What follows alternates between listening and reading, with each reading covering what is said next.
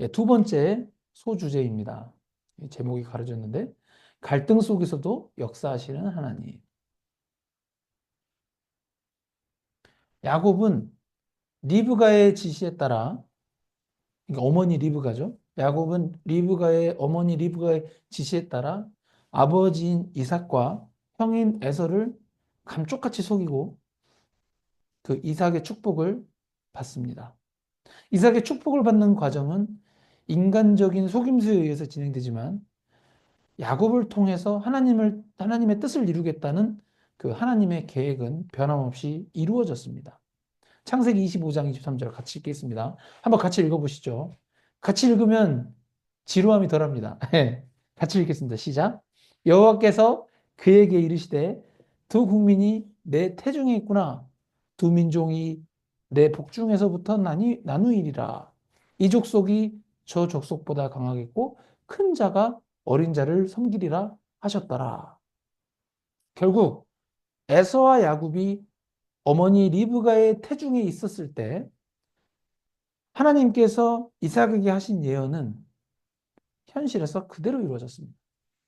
에서가 야곱을 섬기게 될 것이라는 하나님의 말씀을 알았던 이삭은 아들 야곱에게 자신이 속았음을 뒤늦게 알게 되었지만 이 말씀을 알았기 때문에 하나님의 계획을 인정하고 야곱을 축복한 것에 대해서 철회하지 않았습니다. 사실 인간적인 마음에서는 야곱에게 사기를 당한 거기 때문에 이삭이 인간적인 마음으로는 기분이 나빠서 축복을 취소할 수도 있는 것이거든요. 그런데 이들이 태어나기 전부터 이미 어머니 태중에 있을 때 이런 하나님의 계획을 말씀으로 받았기 때문에 야곱은 인간적으로는 그 속임을 당한 것에 대해서 굉장히 심히 마음이 흔들리고 떨었지만 그냥 그대로 축복한 결과를 놔둔 것이죠. 창세기 27장 33절 같이 읽겠습니다. 시작. 이삭이 심히 크게 떨며 이르되 그러면 사냥한 고기를 내게 가져온 자가 누구냐? 내가 오기 전에 내가 다 먹고 그를 위하여 축복하였은즉 그가 반드시 복을 받을 것이니라. 예.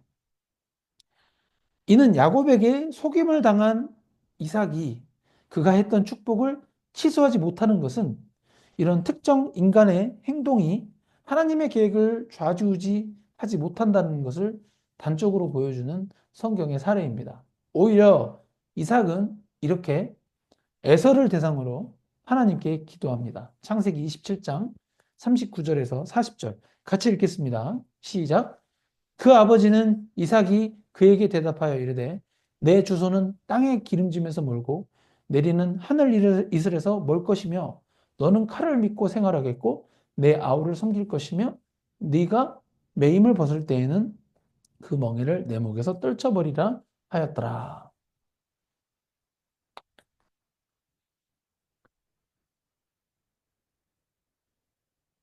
여러분 이런 기도를 받게 되면 저라도 너무 억울할 것 같습니다.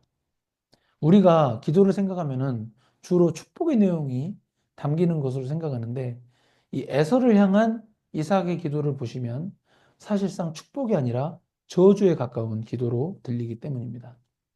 땅의 기름짐에서 몰고 하늘 이슬에서 몰다고 기도를 했으니 이게 사실상 저주죠. 저주를 기도한 겁니다.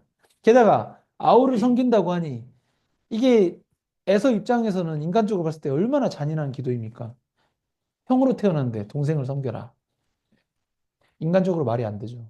심지어 어, 아버지 이삭은 야곱보다 에서를 더 좋아했습니다.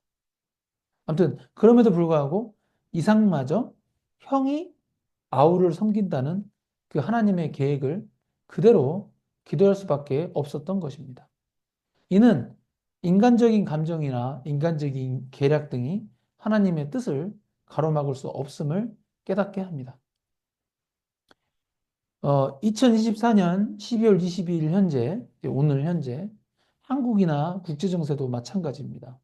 한국은 대통령 탄핵 정국으로 국내 정치가 매우 혼란스럽고 그로 인해 경제 또한 불확실성에 처해 있습니다. 그리고 다른 나라에서는 여러 전쟁들이 벌어지고 있음을 볼 때 개인적으로 당혹스럽고 굉장히 혼란스럽습니다. 그러나 인간이 봤을 때는 이렇게 혼란스럽다 할지라도 하나님의 뜻은 성경 말씀대로 성취되어 가고 있다고 우리는 믿어야 하고 성경에 근거하여 성경을 바라보는 영적 예민함이 둔해져서는 안 됩니다.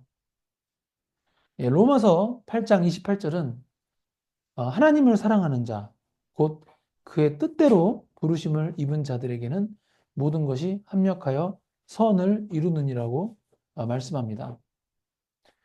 우리의 삶이 다양한 갈등과 혼란으로 가득할지라도 하나님의 뜻은, 예, 하나님의 뜻은 이루어진다는 것이 우리 마음속에 깊이 간직해야 되는 내용입니다. 우리는 하나님의 주권을 신뢰하면서 하나님께 순종해야 합니다.